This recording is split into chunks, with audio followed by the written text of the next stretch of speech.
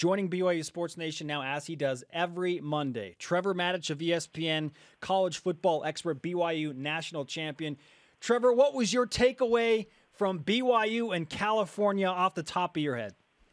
Holy smokes, that looked like the same kind of ping pong match that we used to see in the old Western Athletic Conference days.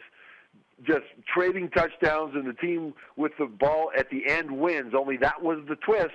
Normally the team with the ball at the end scores and wins the game. In this case, it was an amazing defensive stand. That was the only twist. But, boy, that was some entertaining football. And it was a nice win for BYU. BYU goes 3-0 versus P5 teams, and in a weird twist of fate, BYU was 1-3 versus Mountain West teams. But let's ask you our Twitter question today, Trevor. What does BYU's win over Cal mean? Well, it means that they're 8-4. That's what it means. And really it sends them into the bowl season on an incredibly high note. They had a lot of guys play really well, especially in terms of filling in for injured guys. Sky Povey has been fantastic in place of Craig Bills, and then other guys as well. So, what it does is it gives you a lot to be proud of.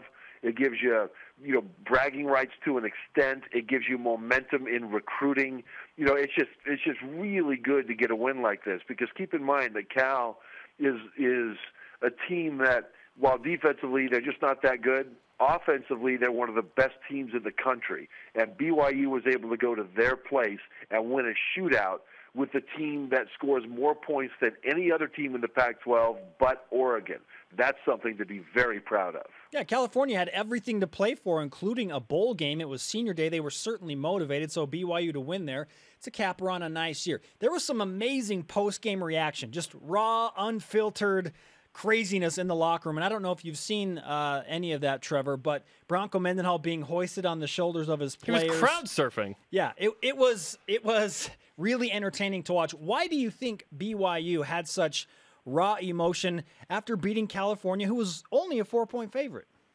BYU has always had that raw emotion. The thing is, they're so disciplined that they don't really show it publicly. Bronco Mendenhall, when you listen to him talk in his press conferences and at his media appearances, just seems so much like a librarian.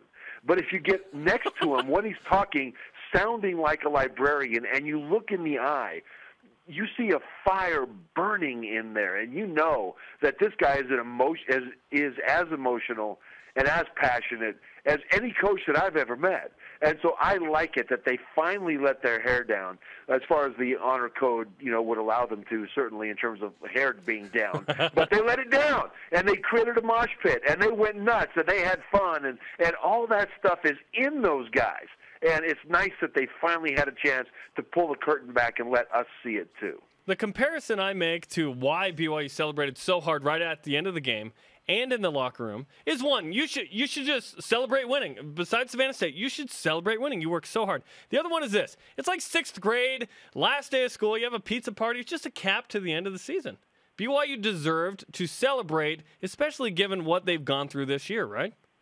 Right. Well, think about it. I mean, they won their first 4 games in a row.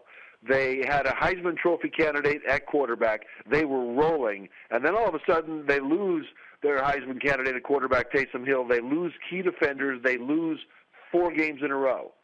Then they came back and won their last 4 games in a row. So they're 4-0, 0-4, 4-0. You talk about an emotional roller coaster. I mean, that's the very definition of it. We just talked about the high-scoring offensive game that it was. BYU goes 42 points with Christian Stewart, 433 yards, 5 touchdowns for a guy who, if Jay Omer, the strength and conditioning coach, doesn't approach him, probably isn't even on the team. He steps in. What do you think about Christian Stewart's performance since he's taken over for the star Taysom Hill? One of the things that makes it so wonderful is that it's so unexpected because, like you mentioned, he had to be talked into coming back onto the team. And the fact that he not only was able to take over and not only presided and survived that 4-game losing streak, but to lead the team to this 4-game winning streak and into the bowl game at the Miami Beach Bowl in his last opportunity to play college football, really his last opportunity to play football ever, I think is just such a great story. And that's one thing about football is we think so much about the X's and O's and the game planning and the schemes and all those things. But the truth of it is what makes college football great is the stories that it gives us. And Christian Stewart, in my opinion, is one of the great stories of this year's college football season. I thought it was interesting, Trevor, that in BYU's 3 wins against Power 5 teams, let's throw out Savannah State in terms of what BYU did offensively. The next 3 best scoring games for BYU came against the P5 teams.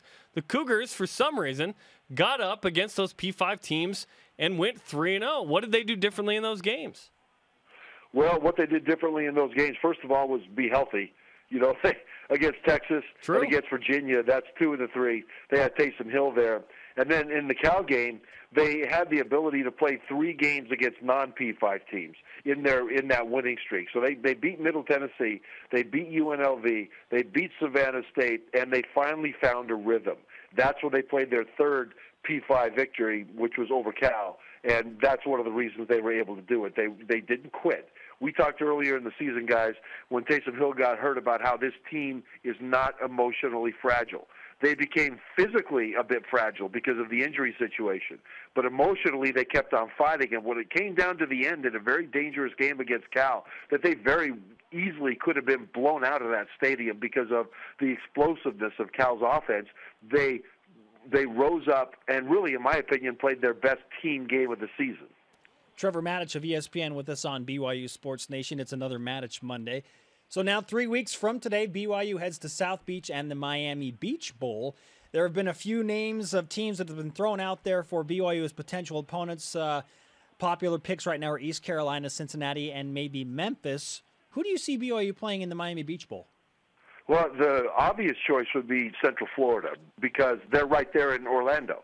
And from a traveling standpoint, they travel more people. The question for the American Athletic Conference will be whether or not they want to schedule a rematch.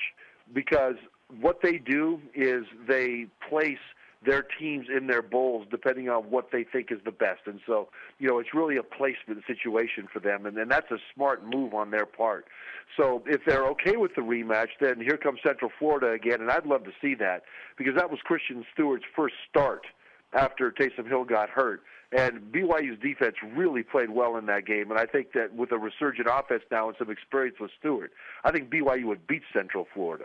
Now, if that doesn't happen, then you've got to go with who'd be closest. And I think East Carolina would be easiest, their fans, to travel down to Miami Beach. And that'd be an interesting matchup because they were ranked at one point. BYU plays them next season as well. I wouldn't mind that. That might be good. Okay, the college football playoff. We address it every week with you. Mississippi State loses. There's a spot open. Who do you have in that spot? I've got Baylor in that spot. Yep, I've got Baylor in that spot. Now, it would be TCU because both those teams have the same record, but Baylor beat TCU head-to-head, and that's the separation. I think TCU is the better team, but I believe that the playoffs start in the regular season. So I think Baylor has already beaten TCU in a playoff game, assuming they both win next week, and they both finish 11-1. I've got Baylor in that last playoff spot. So even though Baylor struggled against Texas Tech, I think they won 48-46, and TCU blew out Texas, you still feel like the Bears' head-to-head matchup is enough for them to merit a top 4 spot? It's not just enough. It is everything. It's overwhelming. All the other criteria that are used to separate teams that didn't play.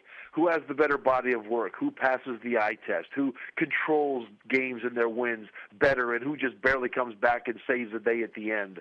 Well, all those things matter if you don't have head-to-head. But in this case, we do have head-to-head. And so even though I think that TCU is the better team, I cannot, in all consciousness as a player, say to a bunch of Baylor Bears who beat a team with the same record as them, that's the important thing, they both have the same record, I can't say to them that some other factor trumps their head-to-head win because it just doesn't. 5 fantastic games between ranked opponents coming up this Saturday on Championship Saturday. 4 of those for conference championships. The 5th is involving Baylor with Kansas State. Which of those 5 games, in your opinion, Trevor, is the biggest?